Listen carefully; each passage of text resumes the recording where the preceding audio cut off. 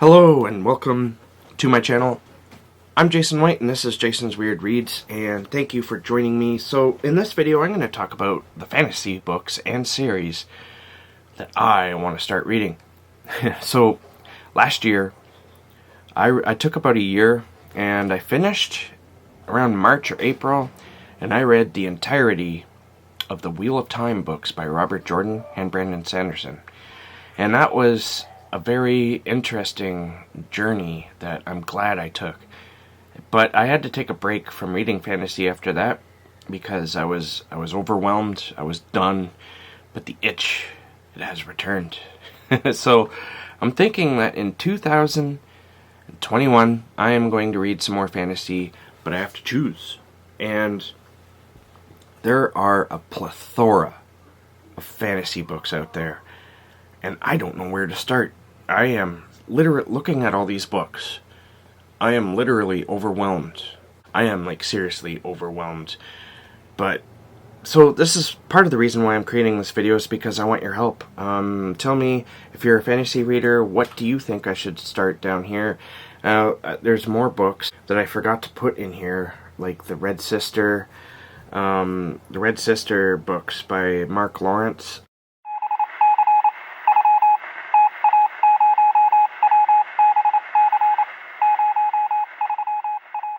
A Chorus of Dragons by Jenn Lyons. This is the first book, the first book being Ruin of Kings. I'm going to read you the synopsis here. Kaigen is a bastard orphan who grew up on storybook tales of long-lost princes and grand quests. When he is claimed against his will as the long-lost son of a treasonous prince, Kaigen finds that being a long-lost prince isn't what the storybooks promised. Far from living the dream, Kaigen finds himself practically a prisoner, at the mercy of his new family's power, plays, and ambitions. He also discovers that the storybooks have lied about a lot of other things too. Dragons, demons, gods, prophecies, true love, and how the hero always wins. Then again, maybe he's not the hero, for Kaigen has not destined to save the Empire. Or he is not destined to save the Empire. He is destined to destroy it. So this sounds like it has a lot of tropes, typical fantasy tropes in it, except it seems to me that it spins it on its head by your hero perhaps being the villain. Alright, moving on.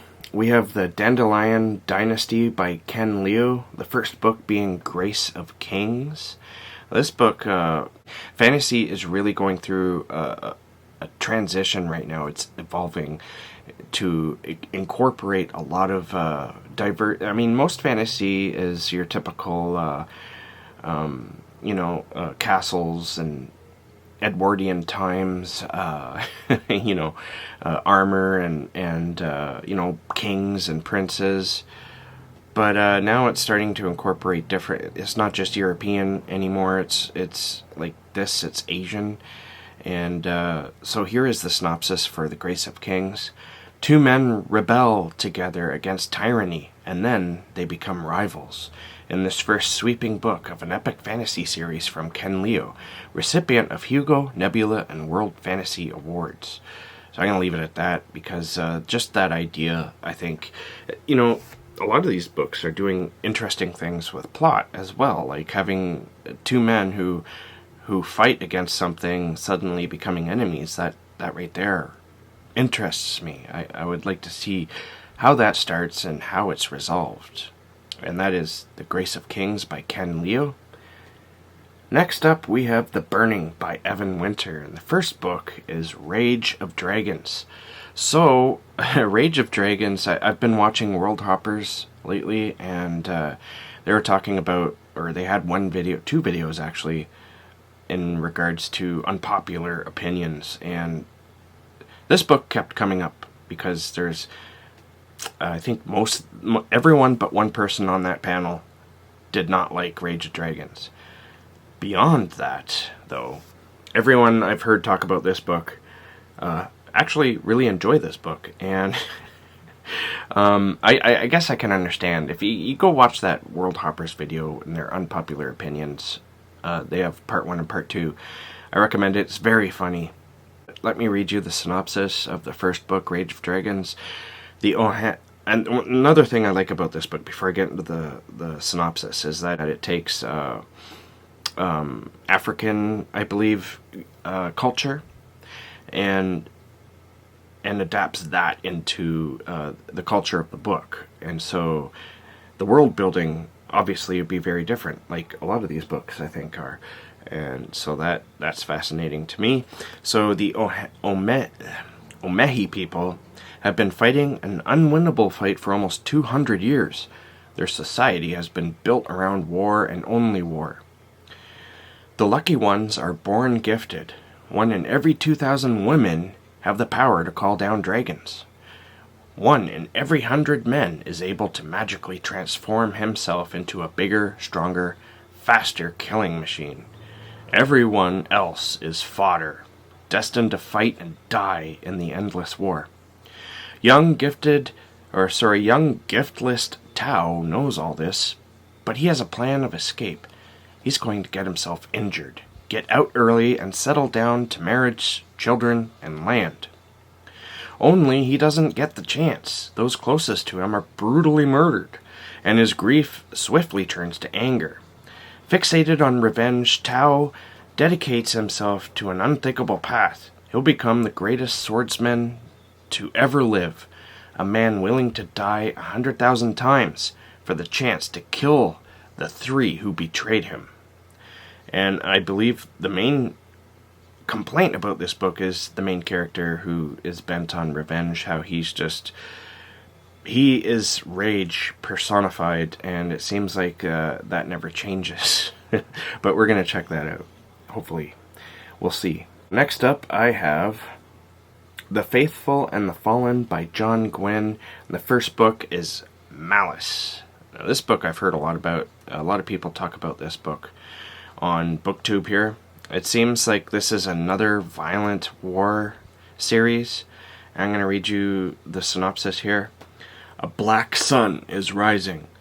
Young Corbin watches enviously as boys become warriors under King Brennan's rule, learning the art of war. He yearns to wield his sword and spear to protect his king's realm, but that day will come all too soon. Only when he loses those he loves will he learn the true price of courage. The Banished Lands has a violent past where armies of men and giants clash shields in battle, and the earth running dark with their heart's blood. Although the giant clans were broken in ages past, their ruined fortresses still scar the land. But now giants stir anew. The very stones weep blood that are sightings of giant worms. And that's worms with a W-Y-R-M-S. I believe that's more dragonish than, dune, sand, worms. Anyway, those who can still read the signs see a threat far greater than the ancient wars. Sorrow will darken the world as angels and demons make it their battlefield, and then there will be a war to end all wars. Kind of sounds like World War I. High King Aquilus summons his fellow kings to council, seeking an alliance in this time of need. Some are skeptical, fighting their own border skirmishes against pirates and giants, but prophecy indicates darkness and light will demand 2 champions, the Black Sun and the Bright Star. They would be wise to seek out both, for if the Black Sun gains ascendancy, mankind's hope and dreams will fall to dust. So that sounds bloody brilliant, honestly. I need some of that in my life. Next up, this book has been getting a lot of praise and a lot of love here on BookTube. And if it wasn't for BookTube, I never would have heard of this, at least not yet. And that is The Sword of Kaigen by M.L. Wang. Now, this is another Asian-inspired world building. I don't know much about it other than the fact that it is, if you like manga, and if you like anime, you'll probably like this. I'm not huge on manga or anime, but I have watched some series here and there, and read some series here and there, and so I don't hate it or anything, but I just like the idea of this book. I'm going to read you the synopsis here. A mother struggling to repress her violent past, a son struggling to grasp his violent future, a father blind to the danger that threatens them all.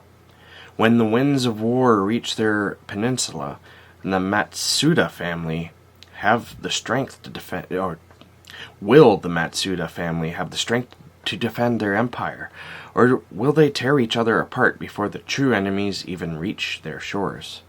High on the mountainside, at the edge of the Kaigenese Empire, live the most powerful warriors in the world. Superhumans capable of raising the sea and wielding blades of ice. That reminds me, the whole raising the sea. I've heard this book compared to Airbender, the Airbender series. I don't know if I got that right. If not, I'll put it on the screen here. But that cartoon that was on, it was like an American anime. About 10 years ago, 15 years ago, I watched that and I really enjoyed it. So I think that's one of the things that's drawing me to this. Sword of Kaigen just sounds like it'd be a lot of fun, and I hear it's very emotional as well, and I'm all for that. Alright, so next up we have The Liveship Traders by Robin Hobb. Now this is sort of like Robin Hobb wrote a whole bunch of, I think it's like 16 books. The very first being Assassin's Apprentice, and that's from the Farseer trilogy. The whole series is, wow, and there's 25 works in it, 16 primary books, I guess.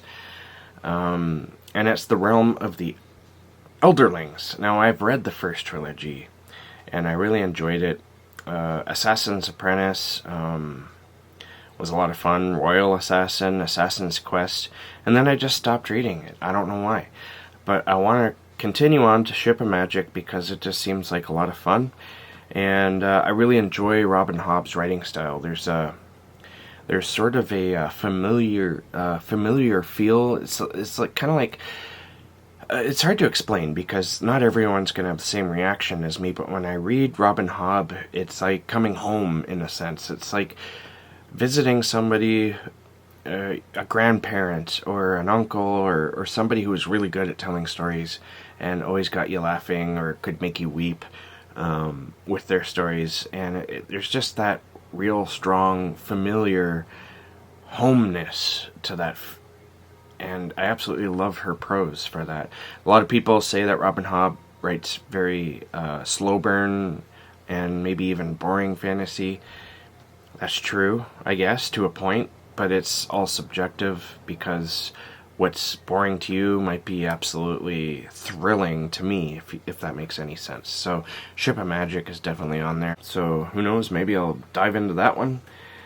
The next one here is a single book, and that is The Wolf in the Whale by Jordanna Max Brodsky. This book is interesting because it takes the Inuit and it pairs them against Vikings. That right there, that alone, sounds awesome to me. I can't remember who it was I think it was Gia Athena.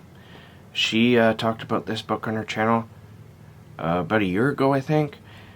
And I was just like, this just sounds like it would be fascinating. Those two cultures meeting in the first place is just, I guess it could have happened for sure, but even if it did happen, I'd want to know about it and read about it. So let me read you the synopsis here. A sweeping tale of clashing cultures, warring gods, and forbidden love. In 1000 AD, a young Inuit shaman and a Viking warrior become unwilling allies as war breaks out between their peoples and their gods, one that will determine the fate of them all. So I'll leave it at that. It just sounds awesome. I can't describe to you how awesome. I've been wanting to read this book for a little while now, and just that first paragraph is why. And I see here that Kitty G, she rated this book, so I probably watched that video as well. My interests have been shifting, as they always shift. I've been also wanting to read indigenous fiction, and because I've been really craving fantasy books, I thought I would see if there's anything written in, you know, the epic fantasy style by an indigenous author. And I had a bitch of a time, because the last book I mentioned, The Wolf in the Whale, is not written by an Inuit author. I don't think she's indigenous at all. You know, nothing wrong with that, as long as the representation is decent. I did come across one book written by, and it's released recently, and that's probably why I had some trouble finding it. A lot of people are praising this book right now, and so I found this at my Chapters, my bookstore, and I was like, yes, let's get this thing, because it, first of all, the book itself is beautiful. I mean, look at that cover. The inside of it, the inside flap, there's a very cool map. And the naked book itself, well, it's actually rather plain, but this book just sounds really interesting. The author is Rebecca Roanhorse. She's written a couple of series that you're probably familiar with, especially her 6th World series, starting with Trail of Lightning. So this book here, I'm going to read you the synopsis from the book itself. Dun, dun, dun, dun. I'm going to be putting on my my readers, as John from Richard from Are You Into Horror calls them. So, a god will return when the earth and sky converge under the black sun. The holy city of Tova, the winter solstice is usually a time for celebration and renewal, but this year it coincides with a solar eclipse, a rare celestial event prescribed by the Sun Priest as an unbalancing of the world. Meanwhile, a ship launches from a distant city bound for Tova, and set to arrive on the solstice. The captain of the ship, Zayla, is a disgraced teak whose song can calm the waters around her as easily as it can warp a man's mind. Her ship carries one passenger. Described as harmless, the passenger, Serapio, is a young man, blind, scarred, and cloaked in destiny. As Zayla well knows, when a man is described as harmless, he usually ends up being a villain. Yeah, that just sounds fascinating to me. It's book 1. And what's the name of the series? Between Earth and Sky, and that's by Rebecca Roanhorse. Okay, so next up is The Poppy War by RF Kuang. Now, this series here, it has been, if you watch BookTube, especially fantasy BookTube at all, epic fantasy, you've heard about this book. It's making the rounds, and I'm fully on board. I actually almost bought The Poppy War with this book, but I didn't. But I'm planning on buying it anyway. I do have the Kindle version, and it's even loaded onto my Kindle. So I'm going to read you at least part of the synopsis here. It's pretty long, so I might just stick to the first paragraph. When Rin and Kiju, the Empire, wide test to find the most talented youth to learn the academies. Boy, am I butchering this. It was a shock to everyone. To test the officials who couldn't believe a war orphan from Rooster Province could pass without cheating, to Rin's guardians who believed they'd finally be able to marry her off and further their criminal enterprise, to Rin herself, who realized she was finally free of the servitude and despair that had made up her daily existence. That she got into Seingard, the most elite military school in Nikan, was even more surprising. But surprises aren't always good. So I believe that this series is actually about a war, but it starts off with, I guess, Rin, the main character, going to a sort of military school. And of course, I believe that this is Japanese-inspired. it's Asian anyway. I'm not too sure if it's Japanese or not, but yeah, I've been wanting to read this since I first heard about it a year or so ago, and I don't know if it's a trilogy, but I know that there's 3 books now. So there's the Poppy War, the Dragon Republic, and the Burning God. Next up, I've been wanting to read this for a long time. There's a few reasons why I don't want to read it, and that's The Black Prism by Brent Weeks. Now, there's a couple reasons why I've been hesitant on reading this, because from my understanding, women aren't represented very well in this book, and there's also a lot of fat shaming, which those 2 things kind of piss me off when I come across them. And so I bought this book, and then I heard about those 2 elements, and I was like, I don't know. But I still want to read it. I hear that the magic system in this book is incredible, and the story is very engaging, despite its fallbacks. So, maybe I'll choose this one. I don't know, but tell me if you've read this book, and if maybe what I've heard is wrong or just exaggerated. And let me know what you think of this book and the series if you've read it. Alright, last but honestly not least, and maybe you were sitting here wondering why I haven't mentioned this series yet. I'm going to mention it now. And that's the Stormlight Archive by Brandon Sanderson. And honestly, when I was done The Wheel of Time, I was going to just jump right in and read the Stormlight Archive right after Wheel of Time. I didn't, and there's a big reason for that, because each book in paperback form is well over 1,000. Like, I'm talking about pocketbook, not this trade paperback, but the smaller pocketbooks. They're like 1,400 words or pages to 1,600 pages, and that is. Actually, I tried to read that series when I first started my BookTube channel, and I tried to organize a read-along with it, and it kind of failed. I failed at it too, because I stopped reading the first book, The Way of Kings, halfway through, and it wasn't because I wasn't enjoying it. It was because I was halfway through. It took me like a month to read that first half, and there's still like, I don't know, hundreds and hundreds of pages to go, and I just wanted to read something else. I wasn't prepared for it. So if I'm going to read this, I need to do what I did with the Wheel of Time books and get myself just focused right on it.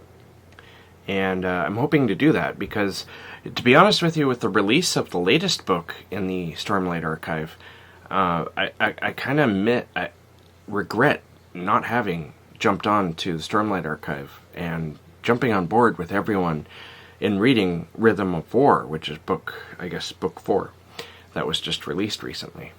So, hopefully I can be on board when book 5 comes out and get all excited with everyone else and participate in all the videos, at least by watching them. Alright, so that is my exhaustive list of fantasy books and series that I want to start reading. So as I said, if you've read any of these, or if you have recommendations for me, suggestion, if one of these books or series I mentioned, you're like, you have to start this one's awesome, please let me know down there in the darkness. So thank you for watching, especially if you made it right to the end here, and keep being safe, keep being kind to each other, because kindness is it's needed in the world right now, and keep being creative, and I'll catch you guys in the next bookish video.